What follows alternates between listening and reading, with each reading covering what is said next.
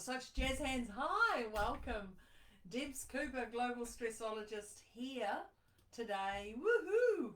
Thank you for joining me. We are going to talk about strategies to love through emotional pain.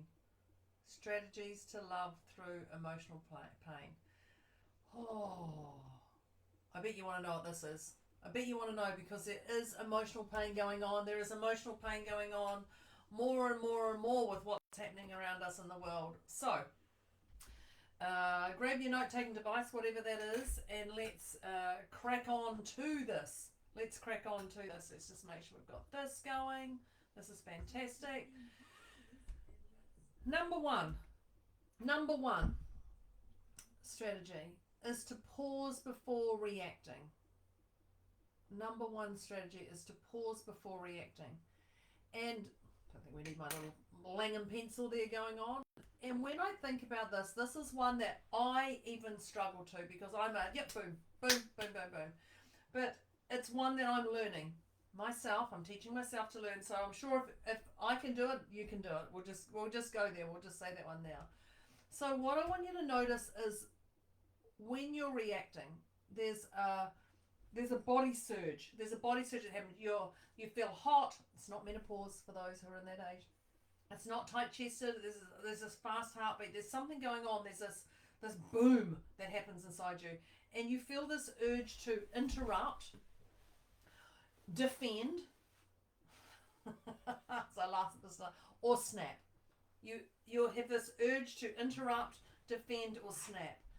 And well, what can happen is somebody can criticize you, and all they're doing is they're just giving you some feedback. You take it as criticism, you fire back straight out, straight from the hip, you don't even think about it, you bang, bang, bang, and then you end up regretting it later.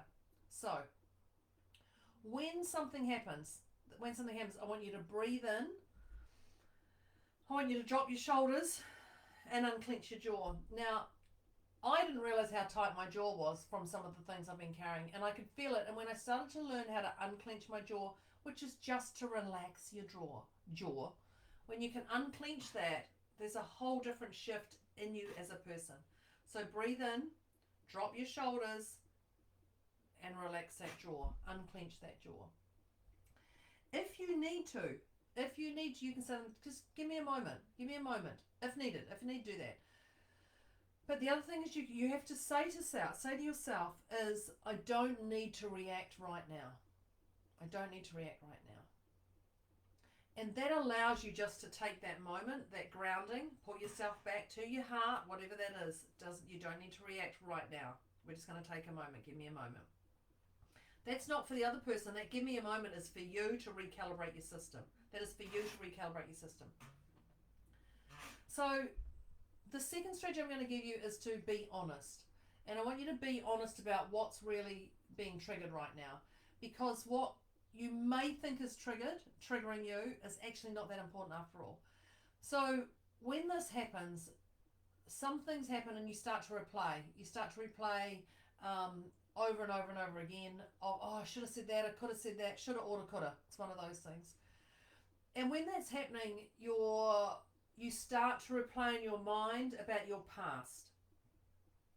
And what happens is these old feelings we have, they actually show up. If you haven't learned to love and appreciate them, they show up. And when they show up, they're things that say things, you're not enough. You're not heard. No one wants to be with you in the circle. You're not valued. All of these things. And you perceive you're rejected. That would be the nice way of saying you perceive you're rejected. So, when you're being triggered, I want you to go, and you can do this right now, or you can just move away from the situation and then you can assess it, but you must assess it pretty quickly. What is this really about for me? What is this really about for me? And when we're talking about what it's about for me, we're looking at, is this really for me? Is this really for me? Because it may be somebody else's, that's it. But what is it really about? Because when they say something to you, it's not really often about that. If you're really triggered, it could be something that's been said in the past or something that's happened, well, clearly in the past, that you've seen, that not just yourself. So I want you to separate that past from here in the present. When you can separate that past, you can actually start to see clearer when you separate that. And Own it. Name it. They say name and shame it. I'm not shaming it. I'm just naming it. Owning it, whatever it is. Oh, this has touched something deeper in me. This has touched something deeper in me. And what it does is it gives you a little bit of curiosity. It's not good. It's not bad. It just is. Oh, this has got something going on, stirring something inside me that I thought may have been bigger than it was. Don't know. The next strategy I'm going to give you, it's all for you to think, be curious, is don't take anything personally or life seriously. Now, I think I say this at everyone I do. It's really important.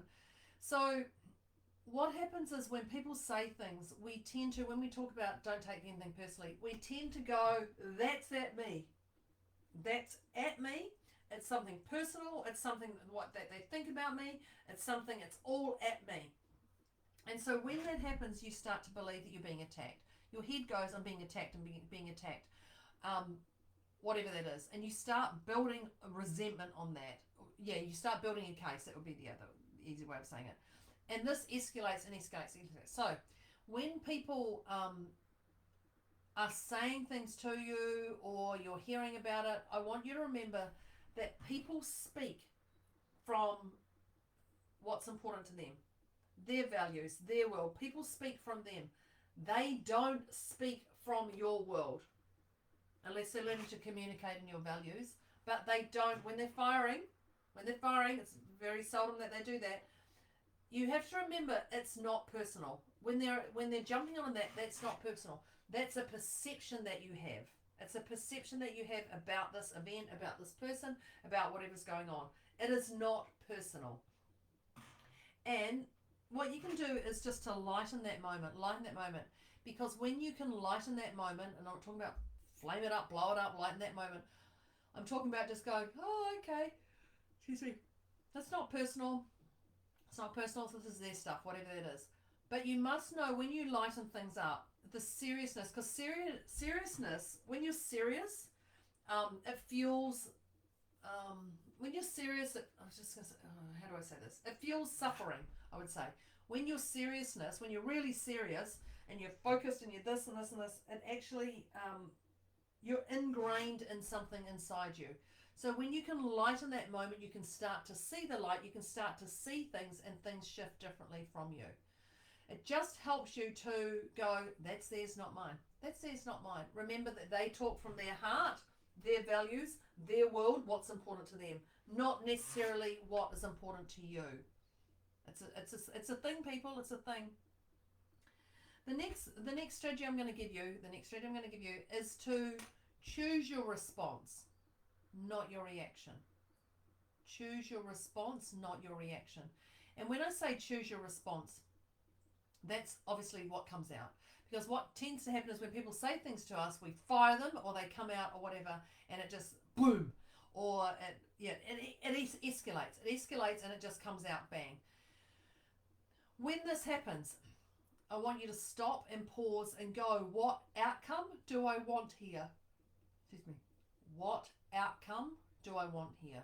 It's as simple as that. What outcome do I want here? 6 words before you respond. If you don't know that outcome, you're going to respond and it's not going to land properly for them or you, just so you know. I also want you to do, when you're, what outcome do I want from this? I want you to slow your speech right down. Slow your speech right down, slow your breathing right down, slow your thought process right down, slow your body right down. And you can use words like, help me understand. Help me understand this. Instead of, you always do this to me. It's called open language. And when you can say, help me understand what you just said. Help me understand this. I'm a little bit, like whatever that is. Help me understand opens it up to, again, being curious. But it's not blaming people. It's just help me understand. When we have that, I want you to reconnect to what matters. That's my next strategy. Reconnect to what matters, because if we want to love through this emotional pain, we have to reconnect with what actually matters. And that is what matters to you. Remember how we talked about values for other people, what's important to them? That's not them, this is you. I want you to think about that. So you want to win more than connect. If you're going out for winning, you're not going to connect with people. If if you want to prove a point, you're not going to listen to people. And this is where you're going to break that distance. So, again, like I said before, what outcome do I want here? I want you to question yourself and say, what do I truly want here? What do I truly want here? Now, I'm going to give you, like, there's probably about 6 or 7 tips today. So all I want you to do is just pick one. Just pick one, whatever it is. So what do I truly want here? And you're going to take that shift to us versus the issue. You're going to shift to us, what are us going to do, versus the actual issue. And you're going to say also, I care about us more than this moment. I care about us more than this moment. And when you can start caring about us, which is me and whoever you're dealing with, there's a shift in the energy from that person. There's a shift in that energy from that person.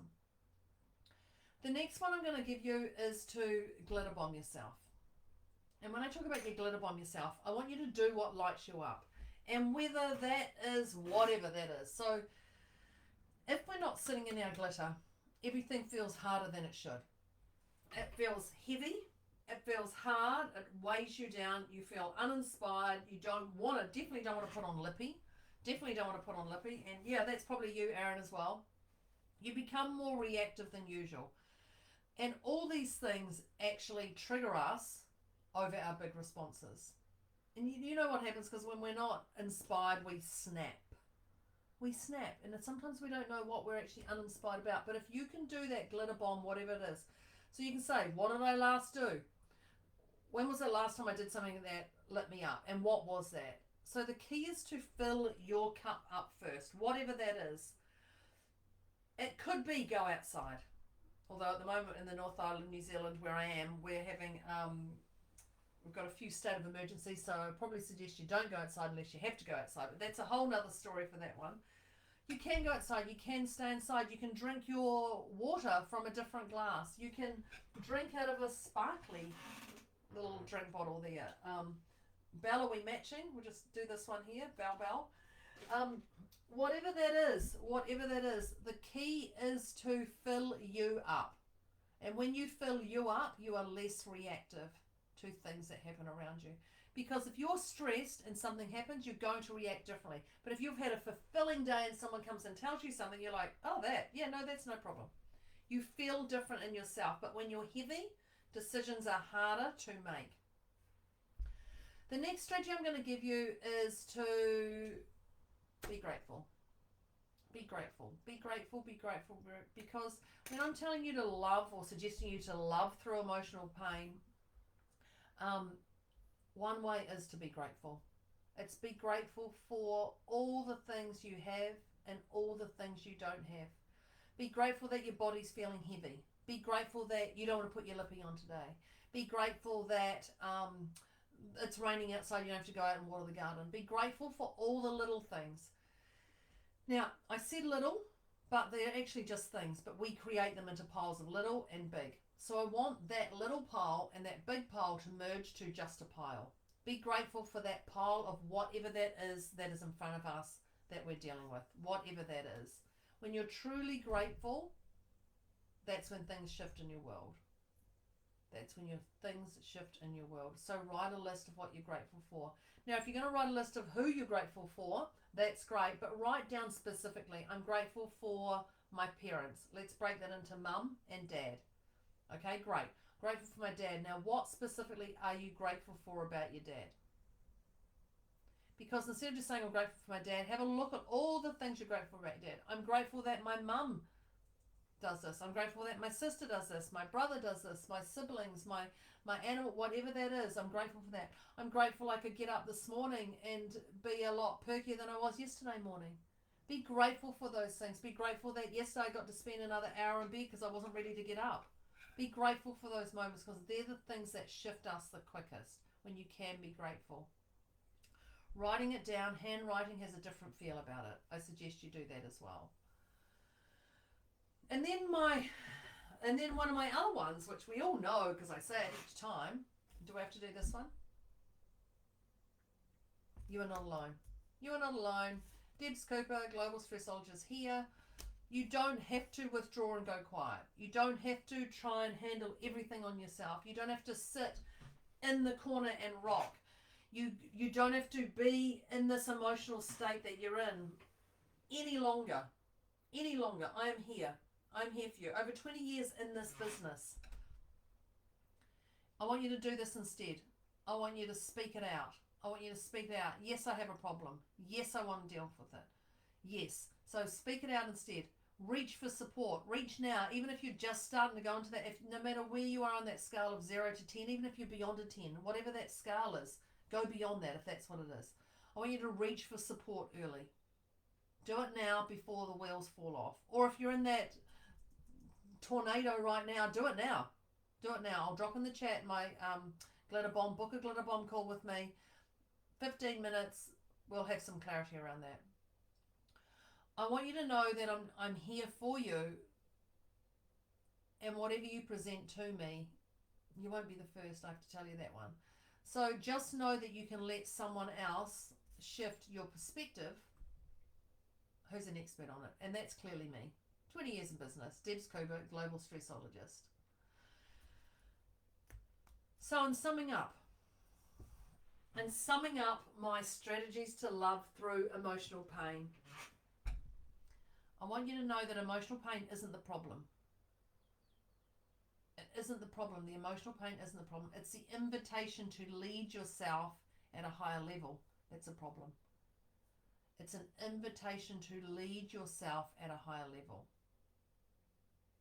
You know you're going to change. You know you're going to change. How long do you want to stay where you are in that situation? So next time you feel triggered, you're just going to choose one of these here, and I'm going to ask you, are you going to react from the pain or respond from the version of you who knows how to love through it? Are you going to respond from the version of you who knows how to love through it? That's a lot better than reacting from the pain. That is Debs Cooper, Global Stressologist, signing off on my strategies to love through emotional pain. Drop in the chat what one you love the most. Thank you for joining me, and I will see you on the next call. Thanks very much. Take care. Bye.